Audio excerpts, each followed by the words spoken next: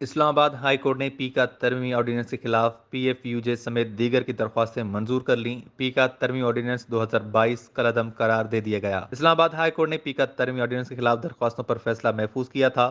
Chief justice अतर मिनल्ला ने remarks दिए थे कि अदालत के सामने एसओपीज रखें और उनको ही पामाल भी किया गया। चीफ जस्टिस अतर मिनल्ला ने 4 सफ़ात पर मुश्तमिल फैसला जारी किया, जिसमें कहा गया कि पी का ऑर्डिनेंस के तहत होने वाली तमाम कार्रवाइयां कलअदम करार दी जाती हैं। अदालत ने फैसले में रिमार्क्स दिए कि कोई शक नहीं कि पी का तरमीमी ऑर्डिनेंस गैरकानूनी है और इसे खत्म किया जाता है। आर्टिकल 19 शहरियों को हक के आज़ादी और इजहार राय देता है। इस्लामाबाद हाई कोर्ट ने कहा कि पी का तरमीमी ऑर्डिनेंस आर्टिकल 14, 9, 19 और 19A की खिलाफवर्जी है। पी का तरमीमी ऑर्डिनेंस का जारी करना गैर कानूनी करार दिया जाता है।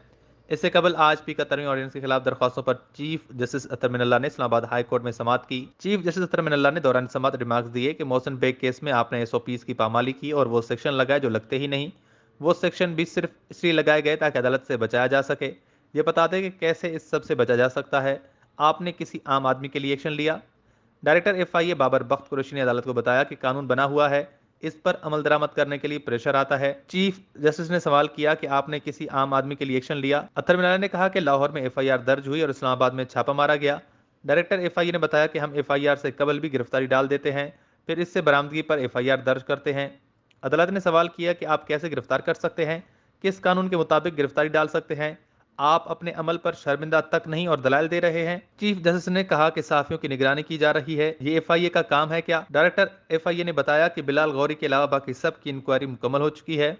अदालत ने इस्तफसार किया कि बिलाल गौरी ने विलॉ किया था और किताब का हवाला दिया था, कार्रवाई कैसे बनती है? चीफ जस्टिस ने दलाइल मुकम्मल होने पर फैसला महफूज कर लिया था, जिसे बाद में सुनाया गया। फैसला महफूज करते वक्त चीफ जस्टिस ने रिमार्क्स दिए कि किसी का तो एहतसाब होना है, कौन जिम्मेदार है, आज ऑर्डर करना है।